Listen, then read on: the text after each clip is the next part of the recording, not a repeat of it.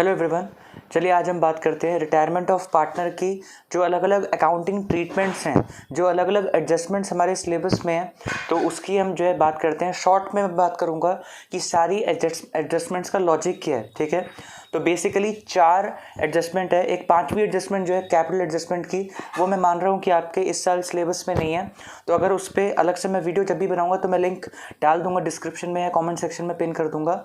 तो फिलहाल लेकिन इस साल तो 2022 में जो आपके बोर्ड्स होने हैं उसमें तो 4 एडजस्टमेंट जो है हमारे सिलेबस में है।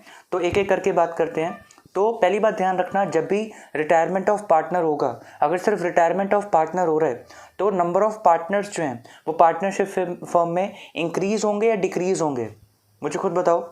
तो ये डिक्रीज होंगे, यानी कि फॉर एग्जांपल 3 पार्टनर्स थे, एक चला गया तो बचे कितने, 2। तो पहली जो एडजस्टमेंट है इसी से रिलेटेड है कि जब 3 पार्टनर्स थे तो टोटल प्रॉफिट को 3 लोग शेयर कर रहे थे। अब अगर एक पार्टनर चला गया, रिटायरमेंट की वजह से वो चला गया, तो अब जो 2 बाकी पार्टनर्स हैं उनको जर्नली कहीं ना कहीं अपना जो भी प्रॉफिट मिल रहा था जब वो तीनों पार्टनर्स थे, तो अब वो जो 2 पार्टनर्स रह गए हैं उनको अब उस तीसरे पार्टनर के जाने के बाद जो प्रॉफिट है वो ज़्यादा मिलेगा कंपैरेटिवली पहले से, या कम हो जाएगा।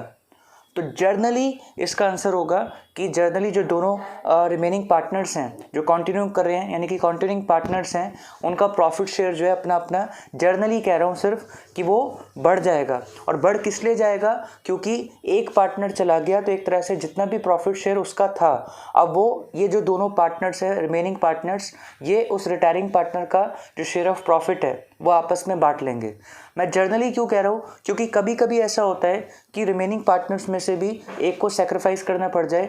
जो गया वो तो सेक्रीफाइस कर ही रहा है, लेकिन जो 2 रिमेनिंग पार्टनर्स हैं, ऐसा हो सकता है पूरी तरह कि पॉसिबल है कि जो 2 पार्टनर्स हैं उन दोनों को गेन ना हो, किसी एक को ही बहुत ज़्यादा गेन हो जाए और जो बाकी दूसरा जो पार्टनर है उसको थोड़ा बहुत, या तो उसका कोई चेंज ही ना हो या उसको लॉस भी हो सकता है। लेकिन जर्नली होता ही है कि जो रिमेनिंग पार्टनर्स हैं, अगर दोनों पार्टनर्स हैं रिमेनिंग, तो उनको जर्नली दोनों को थोड़ा थोड़ा गेन हो जाता है जर्नली। तो इसके लिए पहली एडजस्टमेंट तो ये है कि जो पार्टनर गया वो तो जितना भी अपना प्रॉफिट शेयर छोड़ के चला गया वो पूरा उसका सेक्रीफाइस हो गया। तो सेक्रीफाइसिंग रेशियो तो निकालना बड़ा आसान है।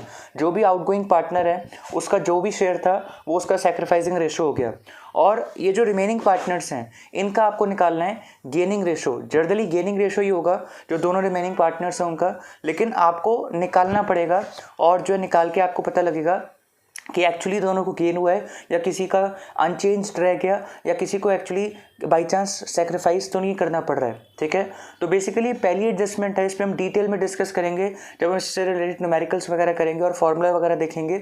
लेकिन कुल मिला के जो पहली एडजस्टमेंट है वो बस इतना कहती है कि एक रिटायरिंग पार्टनर है जो जा रहा है, तो उसके जाने की वजह से उसका तो सेक्रीफाइस हो गया पक्का ही पक्का, क्योंकि वो तो जा रहा है अपना प्रॉफिट शेयर छोड़ के। रिमेनिंग पार्टनर्स को गेन हुआ है तो कितना हुआ है, या किसी पार्टनर को सेक्रीफाइस भी करना पड़ रहा है तो कितना करना पड़ रहा है, तो ये जो है कहीं ना कहीं हमें निकालना आ सकता है। तो ये हमारी पहली एडजस्टमेंट। ठीक है, इस पर डिटेल में अलग से वीडियोस बनाएंगे, उस पर बात करेंगे। ठीक है, ओके। दूसरी एडजस्टमेंट है वैल्यूएशन ऑफ गुडविल। देखिए बड़ी सिंपल सी बात है, इसको मैं बहुत सिंपल तरीके से समझाता हूँ कि जब 3 पार्टनर थे तो उन तीनों की मेहनत से कहीं ना कहीं इस फर्म को उन्होंने खड़ा किया और आज इस स्टेज तक लाया कि अभी ये फर्म प्रॉफिट्स कमाती है, लगातार हर साल कहीं ना कहीं प्रॉफिट्स कमाती है। तो होता ही है कि as a token of respect या कहीं ना कहीं हक भी बनता है वैसे तो, जो रिटायरिंग पार्टनर है उसका ये जो फर्म की गुडविल है सेल्फ जनरेटेड गुडविल, जो पार्टनर्स ने अपनी मेहनत से कहीं ना कहीं खड़ी करी है, क्रिएट करी है, जनरेट करी है। तो आपको जर्नली क्वेश्चन बताएगा वैल्यू ऑफ फर्म गुडविल। ये परचेज गुडविल नहीं है। परचेज गुडविल अलग चीज़ होती है, जो हम पैसा देके किसी और बिजनेस की रेपुटेशन कहीं ना कहीं या लोगोज या ट्रेडमार्क्स परचेज करते हैं, वो अलग बात है, वो बैलेंस शीट में दिखती है और एक नॉर्मल खर्चे के तौर पे जो है ट्रीट किया जाता है उसको। लेकिन यहाँ पे मैं बात कर रहा हूँ कि जो सेल्फ जनरेटेड गुडविल है, यानी कि जो गुडविल जनरेट की है इन सभी पार्टनर्स ने मेहनत करके कई साल। अब मुझे खुद बताओ कि क्या इस फर्म को यहाँ तक पहुँचाने में क्या केवल इन 2 पार्टनर्स का रोल है जो भी रह गए हैं, या उस तीसरे पार्टनर का भी रोल था? तो हाँ, उस तीसरे पार्टनर का भी रोल था। तो हम क्या करते हैं, बड़ा सिंपल है, मैं आपका अकाउंटिंग ट्रीटमेंट बताऊँ, क्वेश्चंस भी करेंगे अलग से वीडियो में।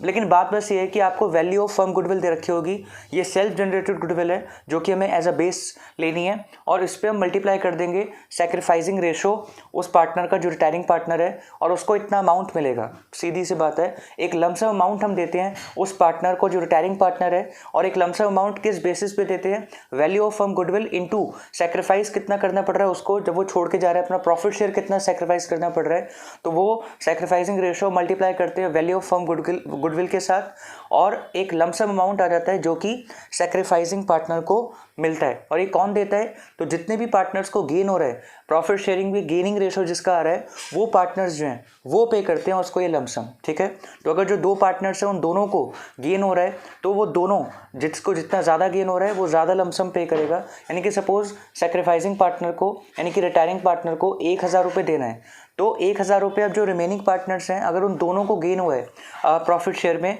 तो वो दोनों देंगे। और किस रेशो में देंगे, तो जिस रेशो में उनका गेनिंग रेशो है। सपोज किसी एक को ज़्यादा गेन हुआ है, किसी एक को कम गेन हुआ है, तो कहीं ना कहीं उस हिसाब से, यानी कि करीब 600 400 या 500 500, तो इस तरह से 700 300 करके कुछ अमाउंट आ जाएगा। वो हम न्यूमेरिकल जब करेंगे तब बात करेंगे।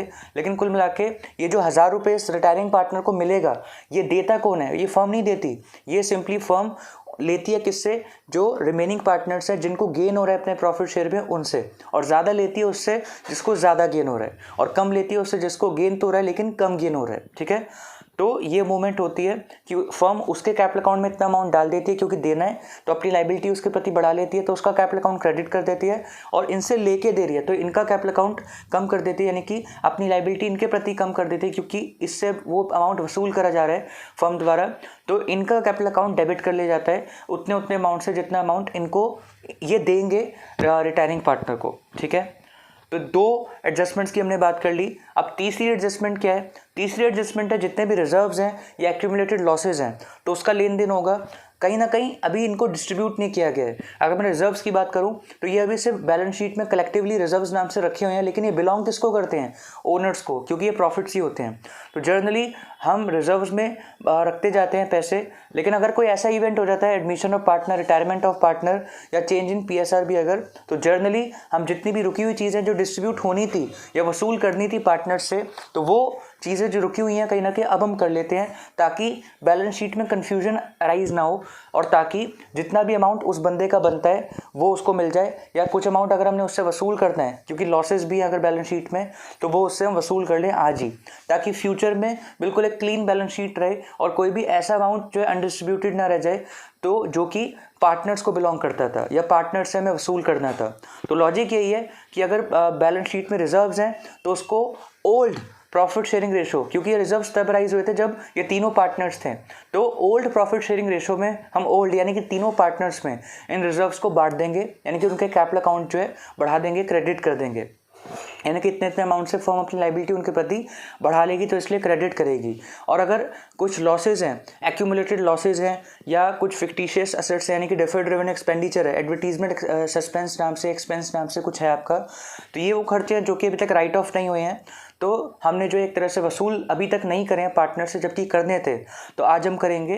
तो हम ओल्ड पार्टनर्स का ओल्ड रेशो में कैपिटल अकाउंट जो है रिड्यूस कर देंगे अगर हम एक्यूमुलेटेड लॉसेज या फिक्टिशियस एसेट्स या इवन परचेज गुडविल, इन सबको जो है कहीं ना कहीं वसूल करना चाहते हैं पार्टनर से। ठीक है, और एक्यूमुलेटेड प्रॉफिट्स का ट्रीटमेंट रिजर्व जैसा ही होगा कि हम जो है ओल्ड पार्टनर्स में ओल्ड प्रॉफिट शेयरिंग रेशो में ये उनके कैपिटल अकाउंट्स में डाल देंगे, यानी कि अपनी लाइबिलिटी फर्म उनके प्रति बढ़ा लेगी। तो इसलिए एक्यूमुलेटेड प्रॉफिट्स और रिजर्व्स की वजह से जो पार्टनर्स हैं, ओल्ड पार्टनर्स का ओल्ड प्रॉफिट शेयरिंग रेशो में जो कैपिटल अकाउंट्स हैं वो क्रेडिट हो जाएंगे, और लॉसेज नेचर की जो चीज़ है वो हमें वसूल करती हैं, तो ओल्ड पार्टनर्स का ओल्ड रेशो में उतने अमाउंट से कैपिटल अकाउंट्स कम हो जाएंगे, यानी कि डेबिट हो जाएंगे। तो ये जितनी भी बातें मैं आपको बहुत शॉर्ट में बता रहा हूँ, इसके क्वेश्चंस हम बाद में करेंगे, लेकिन आप इसको शॉर्ट में अपनी लैंग्वेज में लिख सकते हो, और ताकि जो है क्वेश्चंस करने से के दौरान आपको एटलीस्ट जो है ब्रॉडली पता हो कि इस पूरे चैप्टर में हमें किस किस तरह के एडजस्टमेंट्स करनी है और क्यों करती हैं। तो ये वीडियो का लॉजिक ये है कि इस पूरे चैप्टर का एक तरह से क्रक्स में दे रहा हूँ कि जितने भी अकाउंटिंग ट्रीटमेंट्स हैं तो वो करने क्यों पड़ रहे हैं, और जब न्यूमेरिकल्स वाली वीडियोज़ में बनाएंगे तो ये सारी बातें इस वीडियो की आपको जो है अप्लाई करते हुए भी दिखेंगी वहाँ पे। ठीक है, लास्ट बात है रिवैल्यूएशन अकाउंट। तो बेसिकली रिटायरमेंट ऑफ पार्टनर जब होता है तो कभी कभी असेट्स और आउटसाइड लाइबिलिटीज़ की वैल्यू में, उनकी मार्केट वैल्यूज़ में चेंज आ सकते हैं। तो अगर चेंज आ गया है तो हम अपडेट करते हैं बैलेंस शीट को और इसके लिए रिवैल्यूएशन अकाउंट बनाते हैं। अगर कोई हमारे फ़ायदे की बात है, यानी कि असेट्स की वैल्यू बढ़ी है मार्केट में या आउटसाइड लाइबिलिटीज़ की वैल्यू घटी है मार्केट में, यानी कि हमें जितना बैलेंस शीट में देख रहा है उतना पे नहीं करना पड़ रहा, तो ये दोनों बातें फ़ायदे की हैं। जितने भी फ़ायदे वाली बातें हैं उससे हम रिवैल्यूएशन अकाउंट को उतने से हम क्रेडिट कर देते हैं, ठीक है। और जितने भी नुकसान वाली बातें हैं, फॉर एग्जांपल असेट्स की वैल्यू मार्केट में गिर गई है या आउटसाइड लाइबिलिटीज़ जितनी आपने रिकॉर्ड कर रखी है बैलेंस शीट में उससे ज़्यादा पे करना पड़ रहा है, तो ये कुछ नुकसान वाली बातें जो है इतने अमाउंट से आप रिवैल्यूएशन अकाउंट को डेबिट कर देते हो। और जो भी रिजल्टेंट गेन आता है तो आप जो है ओल्ड पार्टनर्स में, ओल्ड रेशो में उनके कैपिटल अकाउंट क्रेडिट करके उनको दे देते हो, यानी कि उनके खातों में लिख देते हो, फर्म उनके खातों में डाल देती है। और अगर लॉस आ रहा है, नेट लॉस आ रहा है रिवैल्यूएशन अकाउंट का बंद करने पे, तो ओल्ड पार्टनर्स का ओल्ड रेशो में आप कहीं ना कहीं जो कैपिटल अकाउंट्स है वो डेबिट कर देते हो। एक तरह से इतना अमाउंट सभी ओल्ड पार्टनर्स का ओल्ड रेशो में फर्म उनसे वसूल कर लेती है, ठीक है। सो बहुत शॉर्ट में जल्दी मैं बता रहा हूँ, और ताकि वीडियो बहुत लंबी भी ना बने, लेकिन पूरे चैप्टर का अकाउंटिंग ट्रीटमेंट जो हमें करने आगे उसका एक तरह से आपको ट्रेलर टाइप मिल जाए, ठीक है। तो ये 4 जो है मैंने आपको एडजस्टमेंट्स की बात कर ली, यही चारों हमारे सिलेबस में इस साल तो फिलहाल मैं इन चारों की बात करी मैंने इसलिए।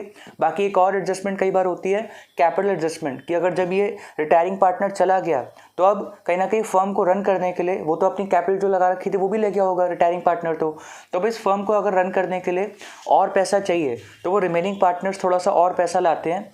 तो कितना लाना पड़ेगा, तो ये सारी कैलकुलेशंस होती हैं। तो उसको हम बोलते हैं एक 5वां टॉपिक जो कि इस साल सिलेबस में नहीं है, जिसको हम बोलते हैं कैपिटल एडजस्टमेंट, कि कितनी और फर्दर कैपिटल रिमेनिंग पार्टनर्स को लानी चाहिए ताकि बिजनेस उसी लेवल पे चलता रहे, ठीक है।